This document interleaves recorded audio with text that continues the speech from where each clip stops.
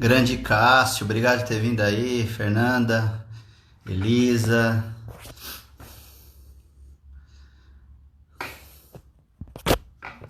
Obrigado, pessoal, pela presença. Valeu, Cássio, valeu mesmo, cara. Tamo junto, hein?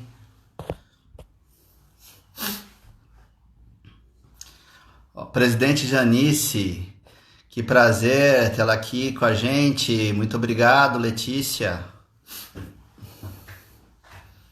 Denis, esperando aqui, doutora Maria do Carmo. Valeu.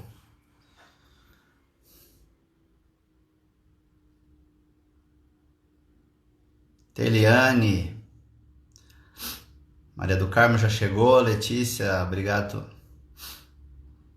Guilherme, grande, nos ajudou muito. Já vou iniciar aqui com a Maria do Carmo. Fábio, obrigado pela presença. Pri, Mari Dornelas, já conseguimos aqui, Guilherme, acho que deu certo. Terezinha, muito obrigado pela presença. Ótimo, que bom, obrigado pelo feedback, Guilherme. Olá, Carmo, tudo bem? Com a senhora, como é que tá? Tudo bem, e você? Tudo em ordem? Tudo certo, vamos lá, vamos, vamos para frente. Sim, com certeza, confiantes, como sempre. Confiantes, confiantes. Olha, é minha primeira live como administrador, né? Já fiz outras, mas eu nunca tinha aberto o sistema para fazer um convite, etc, né? Então, hoje nós testamos e esperamos que dê tudo certo. Obrigado Ah, pelo Guilherme, Guilherme, muito obrigado aí pela ajuda, pela disponibilidade em nos ajudar, tá? muito Valeu obrigada, mesmo. tá? De Rondônia ajudando São Paulo. Isso que é FUNAG, Sim, sim. A Fonage é isso. Operação Online. Então, vou iniciar então, se me permite, para a gente já ir conversando a respeito do assunto, né? Meu nome é Thiago Teraoka, eu sou juiz de direito do Juizado Civil e Criminal de Mogi das Cruzes, e a convite da desembargadora Janice Viale, do TJ Santa Catarina, estou aqui vou entrevistar, na verdade, a doutora Maria do Carmo Honório, que é realmente a pessoa que conhece o assunto profundamente, né? Nosso tema é do nascimento ao reconhecimento como maior intérprete da Lei 9.099, o FONAGE, do nascimento ao reconhecimento como maior intérprete da Lei 9.099. Então, é este o nosso tema. A doutora Maria do Carmo é uma pessoa de grande experiência no sistema do juizado especial. Hoje ela está em segundo grau aqui no Tribunal de Justiça do Estado de São Paulo, mas ela foi juíza de direito titular do juizado de Campinas por 13 anos. Para quem é de fora de São Paulo, Campinas é uma das maiores cidades do estado, é uma cidade muito, muito grande, muito desenvolvida, de porte de capital. Oi, Valéria Lagrasta, muito obrigado pela presença. E a doutora Maria do Carmo Honório tem muita experiência e, dentre as coisas das, das, do currículo dela, ela tem livros e artigos publicados a respeito do juizado especial e também foi presidente do FONAGE em 2016 e 2017. Agradeço a presença da doutora Maria do Carmo e o convite proporcionado pela diretoria do FONAGE aqui para participar, na verdade, entrevistar a Maria do Carmo. Maria do Carmo, alguma consideração inicial? Sim. Primeiramente, eu quero, com muito prazer, cumprimentar todos os ouvintes. Tá? Estou aqui já acompanhando, vendo que, além dos nossos colegas de vários estados, nós temos, inclusive, funcionários de Campinas que estão nos assistindo. É realmente um prazer muito grande. Quero cumprimentar os meus colegas, companheiros de lutas, que estão reafirmar os objetivos do FUNAG. E também agradeço ao convite da desembargadora presidente do FUNAG, ao nosso colega Guilherme, lá de Rondônia, que está nos colaborando. E a você, Tiago, pela disposição de me entrevistar. E eu aproveito também esta oportunidade para parabenizar a diretoria do FANAD. Parece que está havendo um problema com o som, Tiago. Sim, acho que eu sugiro que a senhora fale um pouquinho mais perto da câmera. Ah, tá certo. Então, queria parabenizar a diretoria do FANAD pela organização desses eventos, que tem mantido o grupo unido durante esse período difícil que nós estamos vivendo. É um prazer estar falando neste momento em que estamos completando 25 anos de publicação da Lei 9.099, uma lei que foi muito criticada, muito elogiada, e que resistiu ao tempo e a todos os ataques dos formalistas, né? E está aqui completando o seu jubileu de prata. Maria do Carmo, o pessoal está entrando ainda na nossa live, né? Agradeço os colegas aqui de São Paulo, o Lucas, que acabou de entrar, falou de funcionários de Campinas, Andréia de Mogi das Cruzes também está aqui, então eu também agradeço a presença dos funcionários com que eu trabalho, né? É o seguinte, com relação, a senhora tem uma obra, né, coletânea comemorativa dos 20 anos do FONAGE. E nessa obra a senhora fez uma linha do tempo a respeito do FONAGE. E é essa linha do tempo que é o principal foco da nossa conversa de hoje, né? Eu gostaria que a senhora iniciasse falando para a gente, conversando conosco a respeito do que é o FONAGE, né? E quando surgiu, como que surgiu essa ideia, onde foi a primeira reunião, o que a senhora pode falar a respeito desse início do FONAGE, como que o FONAGE foi instituído. A senhora poderia conversar com a gente a respeito disso? Sim. O FONAGE, o que está acontecendo com nós testamos, estava tão bom. É nossa realidade. É um fórum permanente, né, de discussão, de intercâmbios de experiências sobre os juizados especiais no Brasil, composto por magistrados que atuam nos juizados do Distrito Federal, e tem por finalidade assim, bem definida, que é congregar os magistrados especiais de todo o país, aperfeiçoar o sistema, promover a atualização dos seus membros e, principalmente, uniformizar os associados. E, desculpe, eu estou muito incomodada com o som. Isso é para dar um mínimo de previsibilidade na interpretação da lei, inicialmente pela Lei 9.099 e posteriormente pela Lei 12.153, que introduziu o juizado da Fazenda Pública. É um fórum que surgiu em maio de 1997 por um grupo de juízes, coordenadores, lá em Natal, tá?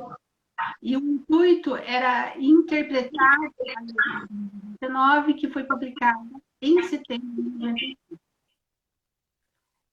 Nós sabemos que a Lei 99 é uma lei principiológica e que ela tem o mérito de ditar algumas regras que facilitam o efetivo acesso à justiça, mas era uma lei que continha muitas lacunas e isso suscitava muitas dúvidas na interpretação.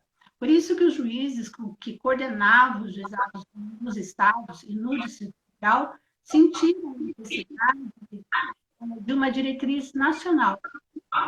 Isso foi possível a partir do momento em que eles encontraram alguns consensos e começaram a editar os enunciados. Então, aqui o que é importante ressaltar que o FANAGE surgiu por iniciativa preponderante na época, os coordenadores, né, de juizados, e esses juízes buscavam um consenso sobre o que deveria ser um procedimento oral e célere. E esses consensos é que foram transformados em enunciados, e foram aprovados pela sua Assembleia, né, a Assembleia do FUNAGE, que é formada por representantes de todos os estados e do Distrito Federal. O primeiro encontro foi realizado em maio de 2017, com o nome justamente de Fórum de Coordenadores de Atividades Específicas. E depois é que evoluiu para o que conhecemos hoje. Então, você me perguntou do início, esse é o início. Então, eu só vou pedir para a senhora chegar um pouco mais perto, né? O Guilherme, que é o nosso, praticamente o setor de tecnologia da informação, né? Tá falando que chega mais perto que vai funcionar, então vamos fazer, né? Assim. A senhora falou, uma das frases que a senhora utilizou foi que o FONAGE ele nasceu como uma iniciativa preponderante de juízes de primeiro grau, né? Então, de certa forma, ele foi criado, a gente pode falar a respeito, foi criado de baixo para cima, né? São juízes que atuam no sistema do juizado especial, que, diante de uma lei lacunosa, diante de uma lei principiológica, queriam dar uma interpretação uniforme no território nacional a respeito dessa lei, né?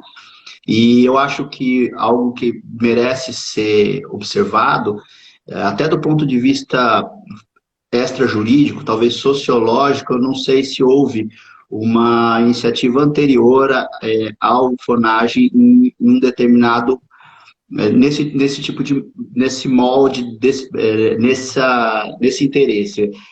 Hoje existe o Conselho Nacional de Justiça, hoje existe a Infam, né? Existem centrais administrativas dentro do Poder Judiciário que, de certa forma, regulamentam muitas coisas, muitas leis, por exemplo, a audiência de custódia e outra, a videoconferência, etc., tem toda uma regulamentação do CNJ, e os estudos, muitas vezes, são patrocinados pelas escolas judiciais e pela Infam e tudo mais. O FONAGE ele tem uma beleza particular, apesar dele ser realmente apoiado pelos tribunais, por pessoas do segundo grau, ele surge como uma iniciativa do primeiro grau, de juízes que estavam querendo conversar a respeito da lei. E então é alguma coisa que foi criado de baixo para cima, muito diferente de outras semelhanças, diferente de outras iniciativas, né? Muitas vezes patrocinadas por órgãos do Poder Judiciário, por exemplo, né, o CNJ. Então, eu acho que o FONAGE merece ser estudado, até desse ponto de vista sociológico, desse interesse de juízes mesmo, juízes de primeiro grau, debaterem a respeito, né? Tanto é que o FONAGE acabou, de certa forma, influenciando vários outros fóruns de juízes pelo Brasil afora, e eu acho que até talvez, aí é uma dúvida minha, eu não sei, a gente precisa estudar, talvez mesmo aqueles enunciados da Justiça Federal a respeito do Código de Processo Civil de 2002, talvez tenham, de certa forma, sido influenciados pelos enunciados do FONAGE, né? Mas isso são as minhas considerações a respeito do tema e da beleza do FONAGE nesse ponto, né? Voltando a falar a respeito do funcionamento interno do FONAGE, nem todo mundo sabe como funciona o FONAGE, né? E para que a gente possa entender melhor como funciona, ele é permanente, quando se tornou permanente, como se elege o presidente. O que a senhora pode falar a respeito do funcionamento interno do FONAGE? Bem, que vários dos colegas conhecem, mas para quem não conhece, o FONAGE ele funciona como um centro de discussões e de intercâmbio. Tiago, a única coisa que é que o meu computador do lado está desligado. Será que é bom ligar? Do quê? Aqui do lado. Não, porque nós não tínhamos esse barulho. Desculpem. Então, o FONAGE... Eu não estou escutando, aqui não está tendo microfonia, no meu não está. Não? Ah, então tá. Não, eu não estou escutando nada. Tá, então vamos continuar. O FANAC funciona como um centro de discussões e de intercâmbio de experiências de juizados especiais. Nós temos uma diretoria que é formada por juízes de todas as regiões do país. Essa diretoria interage constantemente. É um fórum dirigido por um presidente eleito dentro dos seus membros, que se reúne numa assembleia. Nessa assembleia nós temos representantes, sempre que possível, de todos os estados, não de todos, temos representantes de todas as regiões. E o que é interessante aqui é que o presidente ele é escolhido alternadamente por rodízio entre os regiões. Nós temos no nosso estatuto já uma previsão de rodízio entre as regiões para que a cada ponto o presidente seja de uma reunião diferente. Os membros se reúnem a cada semestre e no encontro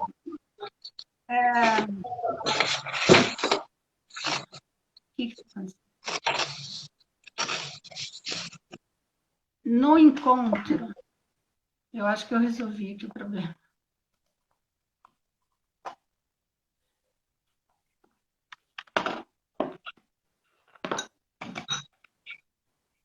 Não adiantou nada, Thiago.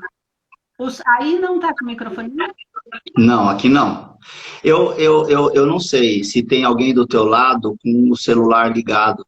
Tem algum outro celular ligado? Algum outro Instagram ligado? Não, não tem. Só se tem alguma coisa. Podemos... Não, realmente, não sei o que está acontecendo. Estava tudo certinho.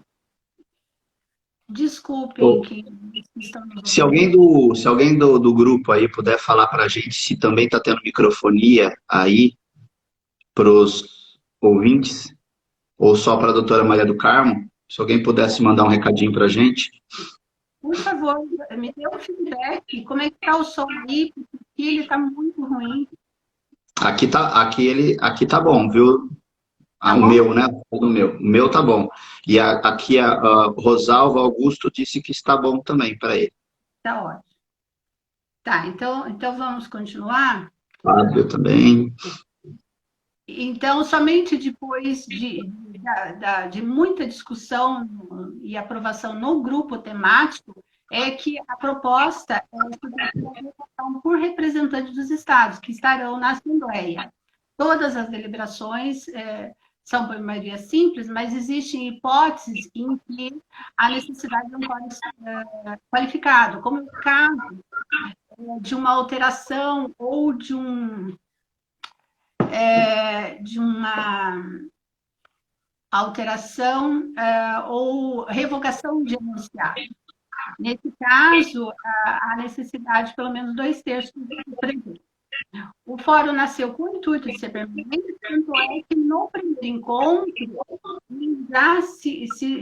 já foi identificado como fórum permanente de coordenadores de juizados especiais. O estatuto também indica isso, porque ele foi feito de forma tão completa e tão objetiva que ele permanece até hoje. Depois de quase 25 anos, nós temos o mesmo estatuto que se adapta às modificações da sociedade. E no segundo encontro, nós tivemos os mesmos juízes do primeiro, com já a participação de colegas de outros estados. E o que é interessante nesse encontro foi que nós tivemos a presença do Luiz Felipe Salomão, que hoje é ministro do STJ, né? E também os juízes ratificaram a intenção de fazer um fórum permanente de discussões. A partir do terceiro encontro, nós já contamos com outros colegas, inclusive com o nosso querido Ricardo Quimente, que assumiu as regras do fórum e cuidou para que ele fosse cumprido na sua essência. Tanto é que até hoje nós temos o mesmo modelo do Fórum Nacional. Tá? E de lá para cá são membros do FONAC todos os integrantes do sistema dos juizados especiais. que na época era composto de juízes cíveis e criminais, e atualmente nós temos também os juízes da Fazenda Pública, juizado social da Fazenda Pública. E além do presidente, quais são os outros representantes do FONAGE? O FONAGE, ele tem outros representantes?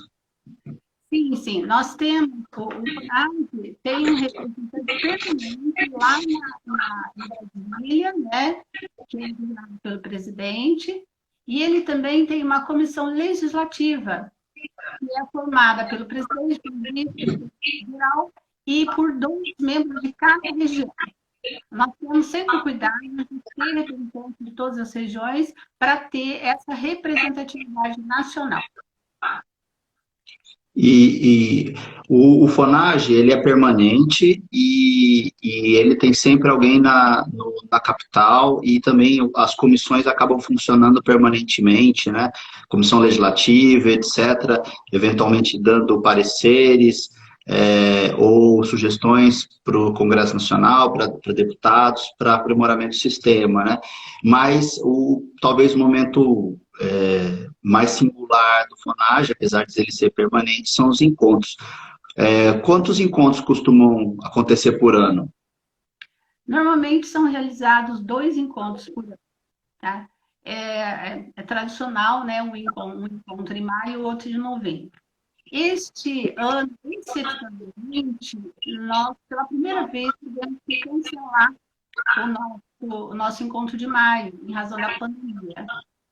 Mas, a partir de então, tá, nós começamos a nos encontrar através dessas lives, e também já estamos organizando o nosso primeiro encontro virtual, que será realizado agora em outubro, onde o presidente divulgou, né, nos dias 22 e 23 de outubro, em Goiás, tá? Goiás, que seria o encontro pessoal em maio, agora vai sediar o primeiro webinário, tá? Que será realizado em outubro. Teremos um webinário, né? Essa é uma palavra, acho que ninguém sabia antes da pandemia, né? Eu nunca tinha ouvido falar de webinar na minha vida. Já tinha ouvido falar de na live, webinar, eu nunca tinha ouvido falar. Nosso novo vocabulário.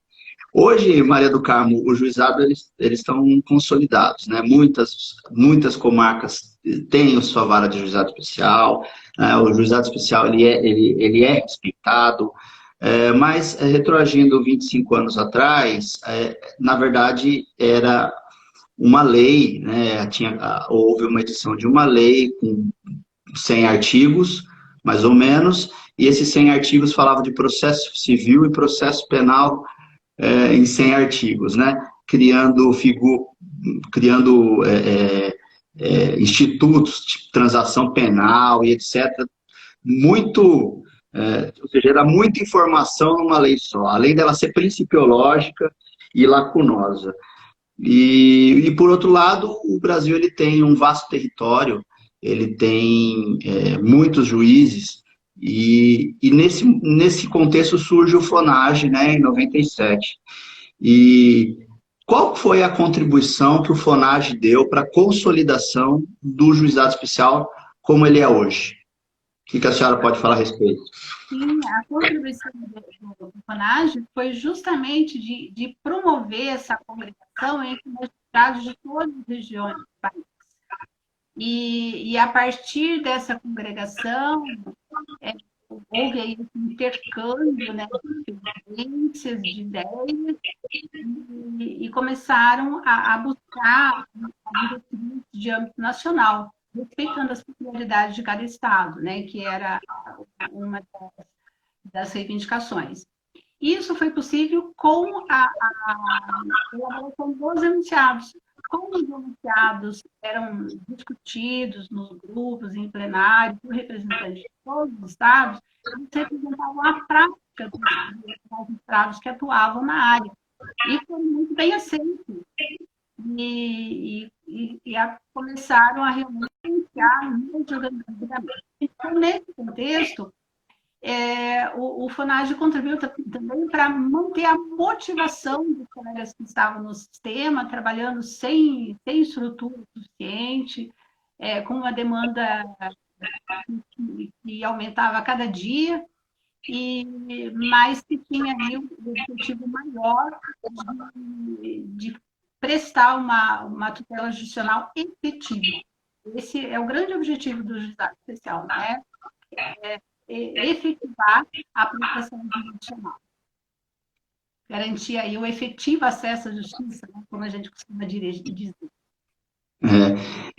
Voltando à linha do tempo, Maria do Carmo, né, a senhora tem aquele livro dos 20 anos do FONAGE, que a senhora fez uma linha do tempo, tem fotografias e etc. Eu acho até que o Eric Linhares, ele contribuiu com aquele estudo que a senhora fez, ele está inclusive presente, a quem eu também saúdo aqui.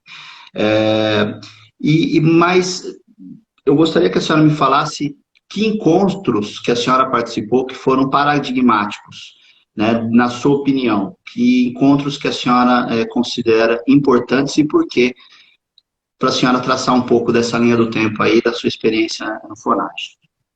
Bem, um dos encontros mais simbólicos do que seguiu a entrada em vigor do novo CPC, que foi realizado em Belo Horizonte, em novembro de 2015. E ele teve tema justamente os juizados especiais do novo CPC. Nesse encontro estava então, Corregedora Nacional de Justiça, a ministra Fátima Cristina Rodrigues. O presidente era o nosso colega do Rio Grande do Sul, Gustavo.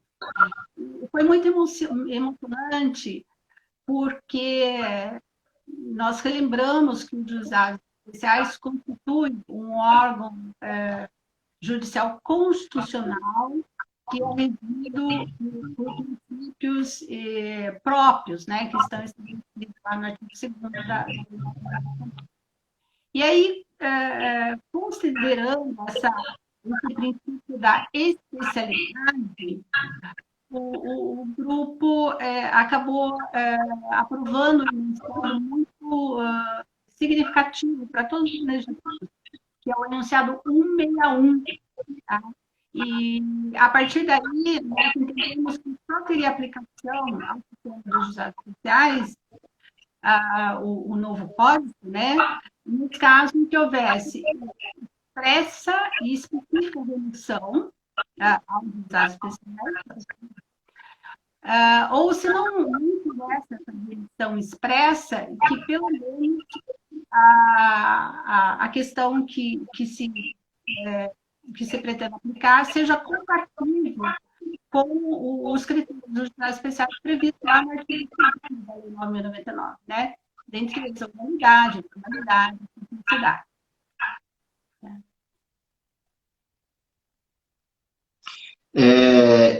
Eu indiquei aqui, né, no meu roteiro, alguns encontros que eu entendo que contribuíram bastante, né? Um deles, na verdade, alguns momentos importantes. Hoje o processo eletrônico ele está consolidado, né? Mas ele surgiu do ponto de vista legislativo em 2006, com a Lei 11.419 de 2006, né? E tratava de processos eletrônicos. Em São Paulo, no fundo, ele acabou sendo consolidado apenas em 2013, né? Antes disso, nós tínhamos mais de um sistema informatizado, e o que dificultava, e salvo, se eu não me engano, o fórum da Nossa Senhora do Ó, um fórum regional da capital, todos os demais ainda não tinham sido informatizados em 2013. Mas a lei é de 2006 e o FONAGE estava lá debatendo a lei de 2006, sem saber, naquele momento, qual o tamanho da repercussão e como que houve uma mudança de paradigma no juizado especial e na justiça como um todo. A senhora poderia falar a respeito deste momento aí, que a semente foi lançada em 2006 e o FONAGE estava lá para discutir a respeito. A senhora pode falar a respeito?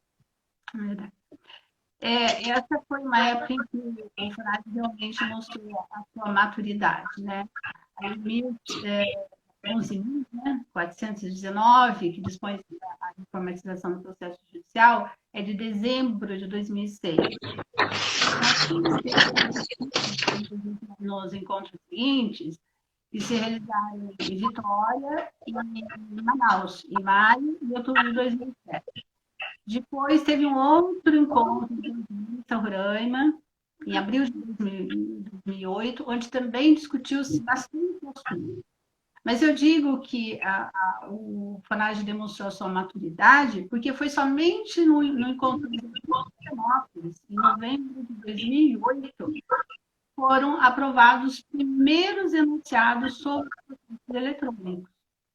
Tá? E isso mostra não só a maturidade, como a responsabilidade do grupo, né, que esperou a implantação do sistema só depois aprovar e anunciar. E a preocupação na época era a preservação de documentos, né? Também a forma de apresentação dos documentos para o processo digital. Então, essa a contribuição do FONAGE nesse aspecto. Mas a senhora disse que houve uma maturidade do FONAGE que esperou 2 anos para aprovar os seus enunciados. E é verdade, houve esse período de maturação, também houve um pioneirismo do FONAGE, afinal de contas, até 2013 nós não tínhamos processo eletrônico em São Paulo, né? Não nos moldes que depois se difundiu. Então, apesar do FONAGE ter estudado durante 2 anos para aprovar os enunciados, ainda foi pioneiro sobre vários aspectos nesse ponto também, né? Por isso que eu gostaria de registrar esse ponto aí do pioneirismo do FONAGE, apesar de ter sido aguardado vários pontos aí para se aprovar enunciados.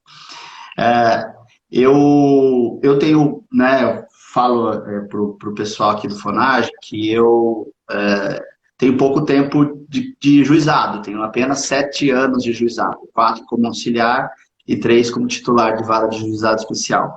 Ou seja, estou no início da caminhada aqui no juizado especial, com vários daqueles que estão nos escutando têm mais tempo de juizado especial do que eu, né? Mas na minha experiência, os enunciados mais importantes e mais questionados foram aqueles que, de certa forma, mantêm a independência do sistema de juizado especial frente às inovações ou às alterações do Código de Processo Civil, né? São os enunciados que, de certa forma, tentam manter a ideologia do sistema, tentam manter os princípios do sistema, de acesso fácil, acesso simples, velocidade, rapidez, e esses enunciados são normalmente os mais criticados, né? É o que a gente escuta mais críticas a respeito. Em 2005, houve a Lei 11.232 de 2005, que criou o cumprimento de sentença do jeito dos moldes que vigora desde então. E ele alterou bastante o procedimento de execução do Código de Processo Civil. Mas os juizados, eles mantiveram uma independência grande, né, do Código de Processo Civil naquele momento, graças às consolidações, aos entendimentos fixados no FONAGE. E a senhora lembra desse momento? Do momento que veio essa lei, alterou o Código de Processo Civil e os juizados tiveram que decidir se seguiriam pela sistemática do Código de Processo Civil, com cumprimento de sentença e impugnação, ou se manteriam os embargos de execução nos moldes que eu acho que é predominante até hoje no juizado especial. A senhora poderia falar a respeito do assunto, fazendo favor?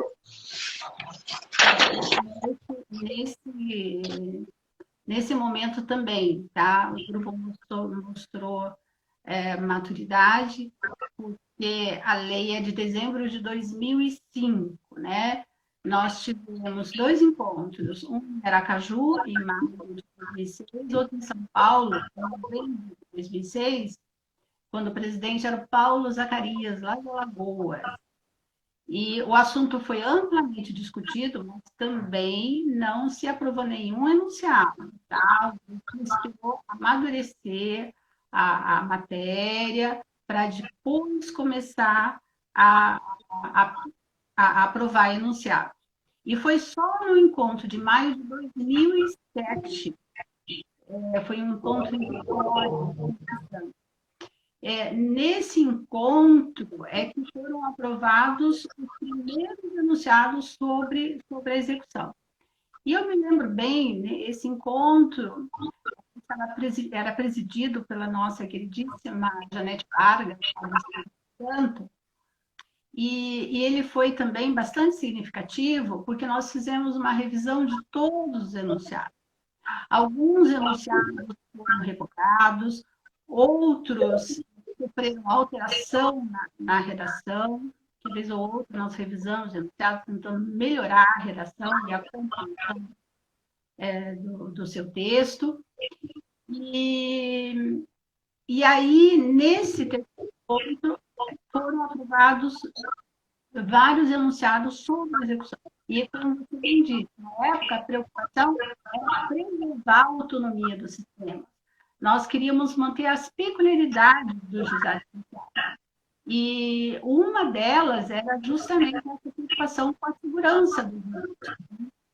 Porque nos juizados especiais, nós trabalhamos com muitas execuções em que o patrimônio da pessoa é pequeno. Então, se nós não tivermos nenhuma garantia, nós nunca vamos terminar o processo, né?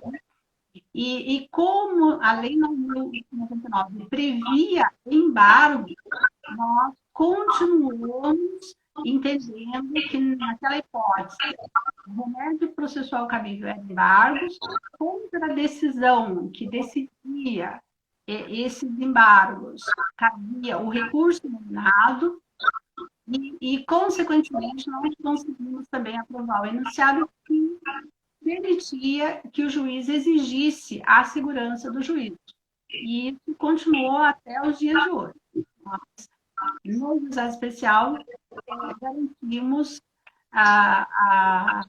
o juízo com a penhora para depois prosseguir.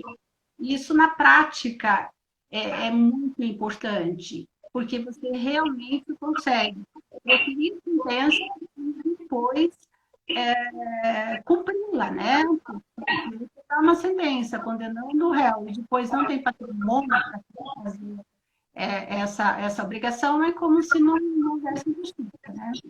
E dessa forma nós conseguimos efetivar o acesso do cidadão à justiça. Ele entra e consegue sair com uma prestação jurisdicional efetiva.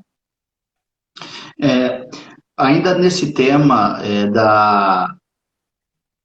da independência do juizado especial em relação ao Código de Processo Civil, houve outros encontros, né, após a promulgação de 2015, do CPC de 2015, que eu entendo paradigmático, e gostaria de escutar a senhora falando a respeito. A senhora já falou um pouco, né, que foi um que a senhora também entende como paradigmático, né, após 2015, o Código de Processo Civil de 2015, houve enunciados que foram aprovados em Belo Horizonte, Maceió, Brasília e Porto Velho, nesse espírito, penso eu, de independência do sistema em relação às novidades burocráticas, não as novidades boas, pelo menos as novidades burocráticas do Código de Processo Civil de 2015. A senhora poderia falar alguma coisa a respeito? Em Belo Horizonte, em novembro de 2015, conforme já foi dito aqui, nós discutimos especificamente os juizados especiais e o novo Código de Processo Civil. E foi deixado evidente nesse encontro a autonomia do sistema dos juizados especiais, né? Aliás, a própria lei que criou o juizado da Fazenda Pública deixou lá expresso, né, que existe um sistema dos juizados especiais, que é autônomo em relação ao procedimento comum. E nesse encontro foi ressaltada a importância do desafio do Código de Processo Civil para que realmente nós tivéssemos um procedimento diferencial. Aí, no encontro seguinte, que foi em Maceió, Alagoas, em junho de 2016, no ano seguinte, a entrada em vigor do Código, o tema foi justamente a autonomia do sistema dos juizados especiais. E lá foi aprovado um enunciado específico sobre prazos, porque o novo código trouxe os prazos em dias úteis. E o Fórum Nacional entendia que colocar prazo em dias úteis era muito incompatível com o critério de dados especiais, que prezava muito a oralidade. Aliás, é uma das características do sistema, é a oralidade e a celeridade. Né? Então, contar prazo no dia útil era prejudicial ao sistema, porque prejudicava a oralidade. Então, aprovou-se o enunciado 165, que dizia justamente que nos juizados especiais todos os prazos seriam contados de forma sucinta. Seriam contados de forma contínua. E esse enunciado hoje está prejudicado justamente porque acabou sendo aprovada uma lei específica, né?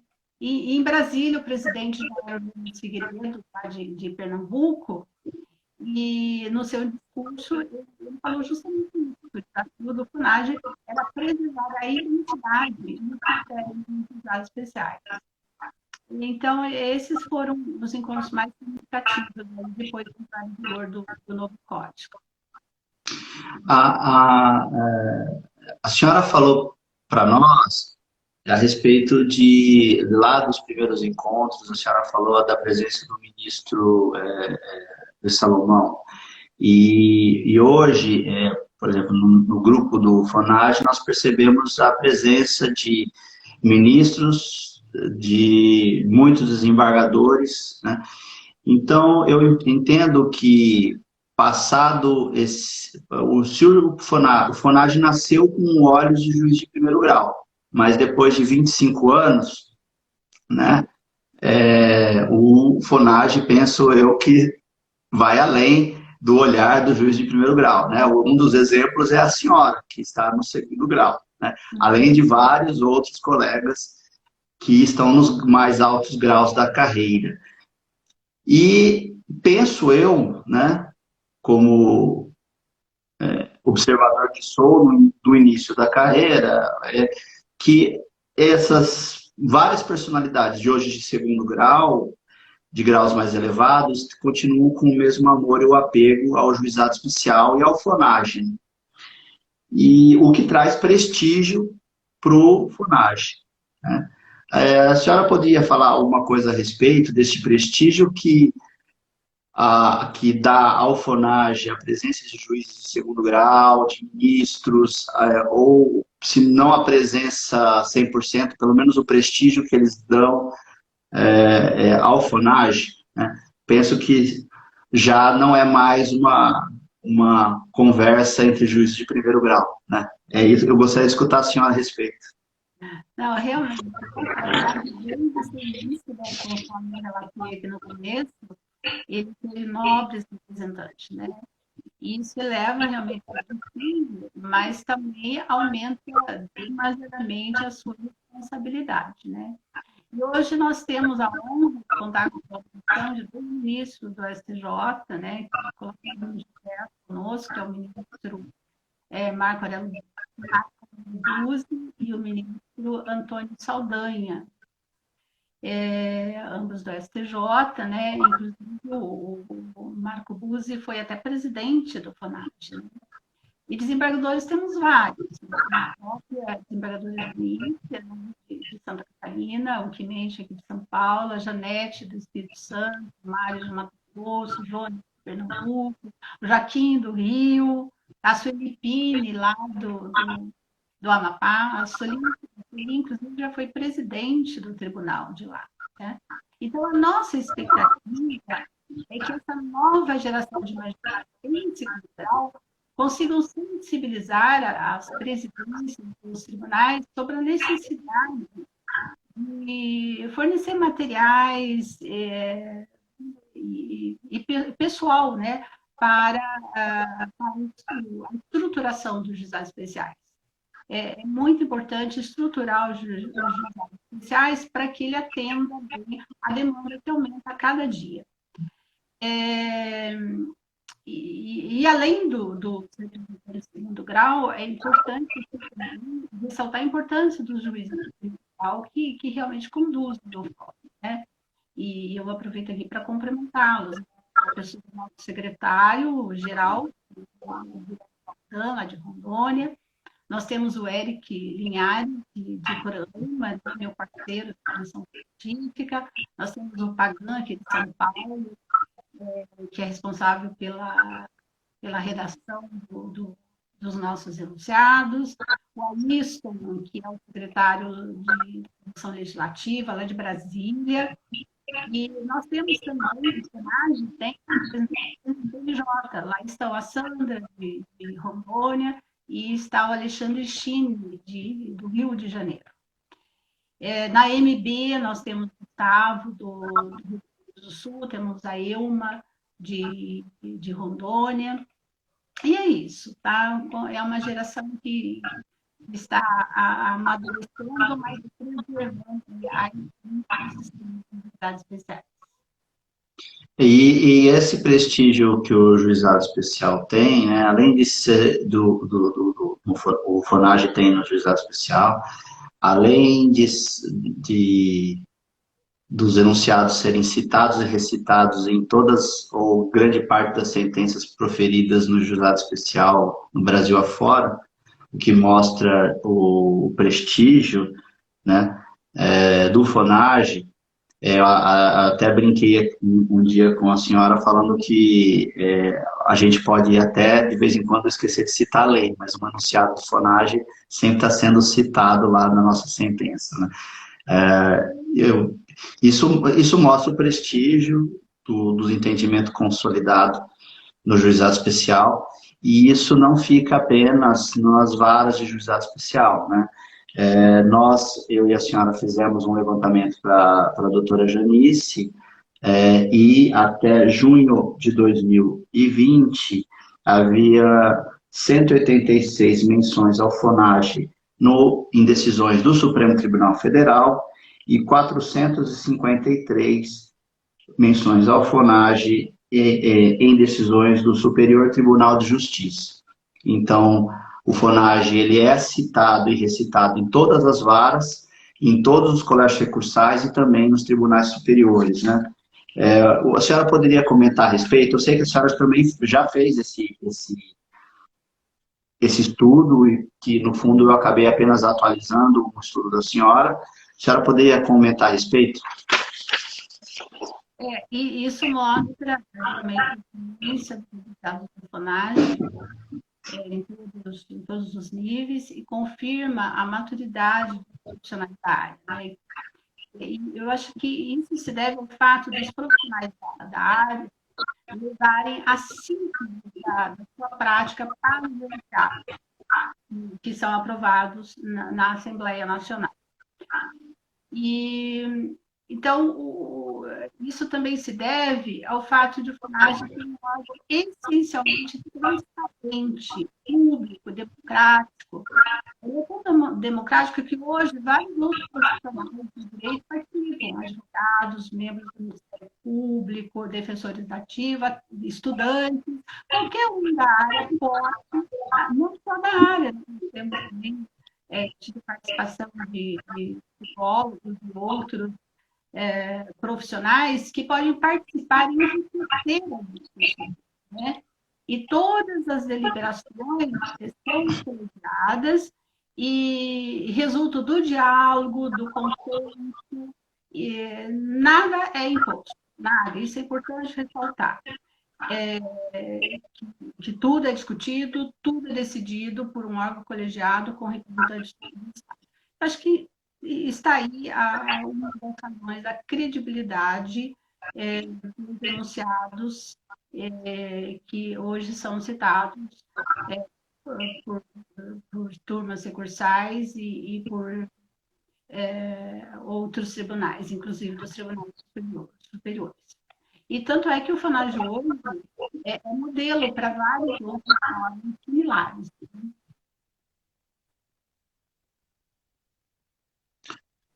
o Fonage, ele é modelo.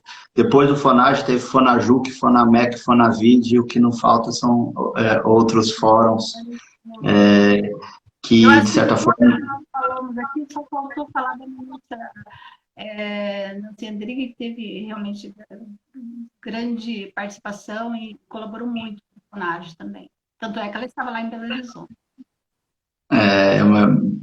Eu acho que essa presença de ministros do Superior Tribunal de Justiça, essa interlocução que o Fonage tem com o Congresso, apresentando notas técnicas, etc., nos projetos de lei, eu acho que isso é fundamental. E por isso que eu acho muito legal poder estudar o Fonage, né? Algo que surgiu, de certa forma, espontaneamente, sem um órgão centralizador que assim incentivasse, né? Então, eu acho isso muito bonito. E voltando à sua carreira, doutora, como presidente do FONAGE em 2016, 2017, qual foi a sua experiência de ser presidente desse fórum, que creio que ser o mais importante intérprete do juizado especial, e eu acredito também que seja o fórum de maior repercussão em números de processos e menções no Brasil inteiro. Qual foi a tua experiência como presidente do FONAGE? Bem, a experiência foi muito interessante, principalmente porque eu presidi o fórum no momento que estava completando 20 anos, né? Nós comemoramos isso lá em Porto Velho e Maio, né? Com foco na democratização do processo de justiça. E lá foi lançada a primeira revista do FONAGE, que chama de e-book, né? O primeiro e-book foi lançado lá. Lá está a base da linha de imagem que nós estamos aperfeiçoando. E depois teve encontro em Curitiba, lá eu tive a participação de muitos colegas também, lançar um manual de juizados especiais, cívicos da Fazenda Pública. E isso, para mim, teve um significado pessoal muito grande, porque ocorreu justamente 10 anos depois de ter lançado meu primeiro livro, lá em Manaus, em 2007. Então é isso. Mas qual foi o seu maior desafio como presidente do FONAGE? Quando que a senhora teve que despender maior força como presidente do FONAGE? Não, sem dúvida nenhuma. O maior desafio foi representar a Câmara dos Deputados.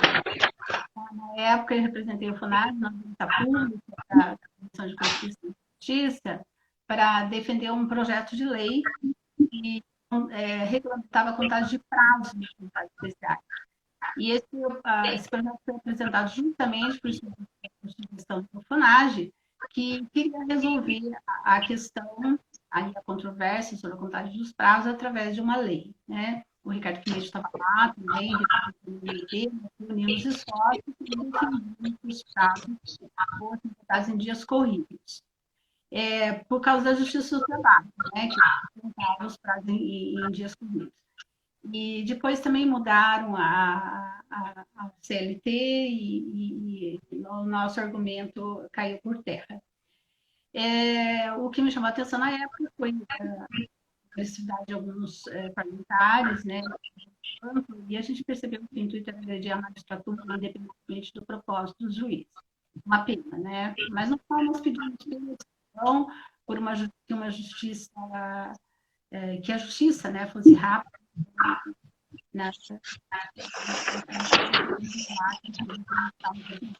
no final venceu o lobby dos úteis e rapidamente mudaram a CLT, como eu disse, tá? E isso só serviu para uma coisa, para ratificar a autonomia do sistema de justiça especiais, tá? Só conseguiram calar na voz do propósito do FONAGE uma lei específica que regulamentou os prazos. Essa foi a grande vitória do FONAGE. Tá? Diante de uma lei específica que alterou a lei 9.9, que realmente nós cedemos.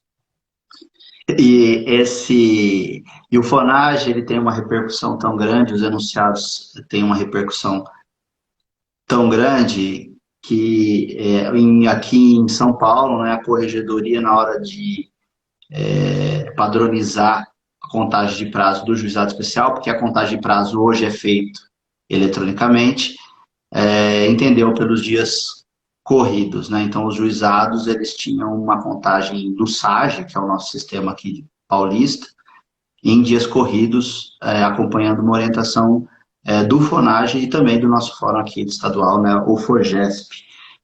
Isso mostra o quanto que isso foi importante e vários dos outros tribunais também, creio, que também deram essa informação para o nosso setor de TI. Aqui o Guilherme está avisando que faltam apenas 5 minutos. Eu gostaria de saber da senhora quais são o desafio do FONAGE e dos juizados especiais. Eu vou pedir para a senhora tentar ser breve para que a gente possa fazer os agradecimentos aí e encerrar, tá certo? Bem, o maior desafio do sistema, sem dúvida alguma, é usar recursos tecnológicos para a prestação jurisdicional, preservando a essência do sistema, né? Preservar os efeitos específicos é o grande desafio. E o maior desafio do FONAGE, tá, será fazer as alterações que a Lei 9.099 precisa, né? Para adaptá-la à nova realidade, mas sem perder a sua essência. E também tem a necessidade de manter a interação do FONAGE com o FAN, CNJ, mas eu vejo que realmente o nosso tempo aí está fechando, né? Tá certo. Nosso tempo está fechando. Como agradecimento final, agradeço ao Guilherme, à desembargadora Janice, agradeço muito à Maria do Carmo por aceitar esse convite e me dar esse prazer de aprender com a senhora. Esse é meu agradecimento. A senhora tem as suas palavras finais, fiquem à vontade. Tá, eu quero destacar que o trabalho iniciado há mais de 20 anos por esse grupo visionário de magistrado resultou na criação do FONAGE e contribui decisivamente para a democratização do acesso à justiça, a prestação jurisdicional célere, efetiva e integral. Hoje, qualquer operador do direito sabe da influência que os anunciados do FONAGE exercem, o número de citações para o CJ traduz esse processo e esse enunciado garante muito conhecimento do FONAGE como o maior intérprete do tribunal, sem dúvida alguma. É inegável que esse grupo colaborou para a consolidação dos direitos dos cidadãos à medida em que ele apoiou projetos como o dos advogados de justiça de trânsito, trailer da justiça, de São Paulo.